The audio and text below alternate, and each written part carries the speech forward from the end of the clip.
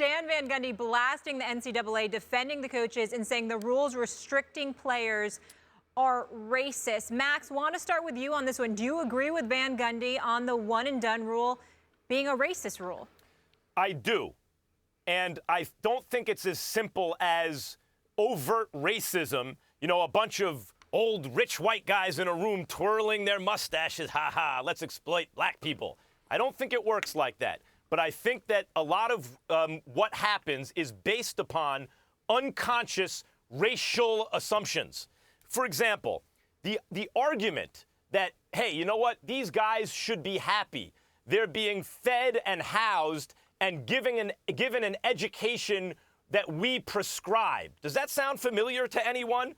You know, go back to the original sin of this country. Those arguments have been used about black people since then, about African Americans since then. Now, am I claiming that that this is like slavery? No, I'm not.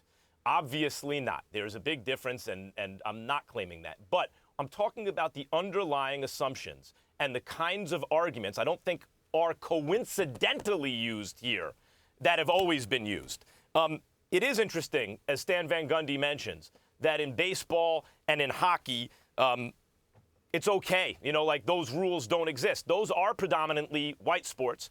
And football and basketball are predominantly African American. There's a much higher percentage of the kids. Now, that doesn't mean this doesn't always also affect white kids, particularly, you know, poor white kids. Because if you're poor, you're poor. You know, every day you wake up, it's a crisis. Any kind of unforeseen expense, the car breaks down.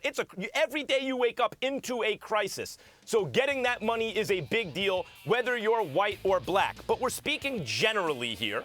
I think Stan Van Gundy is too, obviously. There are examples of white players in basketball and football who don't come from any kind of affluence or stability, who maybe would like to be, you know, go straight to the pros too. But we're talking generally, and generally, this affects African Americans out of proportion in basketball and football. And finally, the idea of amateurism, and Will, I imagine you bristle at this stuff, and I don't think it's hard and fast. Again, I think these are unconscious racial assumptions that are made. But what is the appeal of amateurism?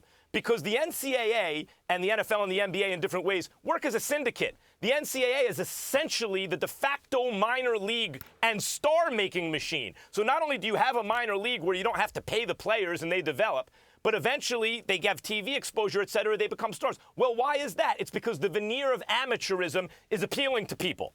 Why do they have to enforce that they must not only be amateur while they play in the tournament, in other words, don't get paid for that tournament, but don't get paid, period, for the sport they play? You can play the piano and still play, you know, and be involved in collegiate activities and also play professionally, right? But for basketball and football, for that stuff, you must be amateur at all times. You must never profit. Why is that? What is the veneer of amateurism really about? And I'm going to get a little deep here.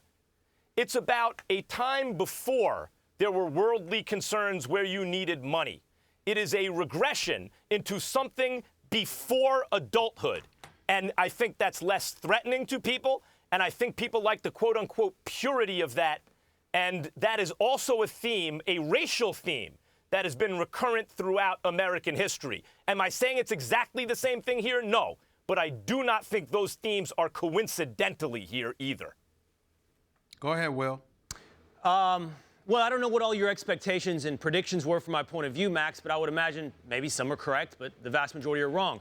I have a long history on this program and others of saying that I think the one-and-done rule is wrong. I think that people should be paid for their talents in this world, that you shouldn't consign people to giving away their very specific and unique abilities for free or for a previously determined price. I'm not for the one-and-done rule, but what I'm against is what Stan Van Gundy just did, and that is apparently having the ability to peer into, as you put it, Max, the unconscious motivations of people and why they make it. I do not think the one-and-done rule is racist. I think it's motivated by much more simple things, like the color green.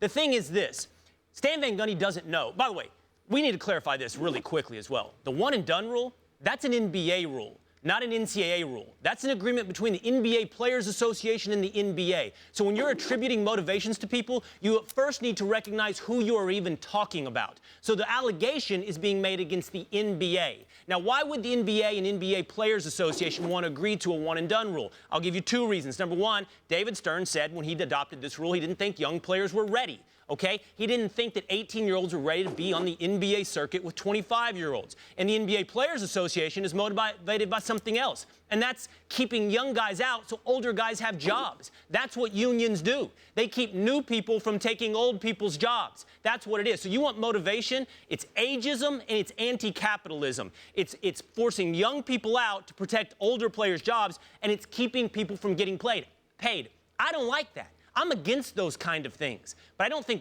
race has anything to do with it.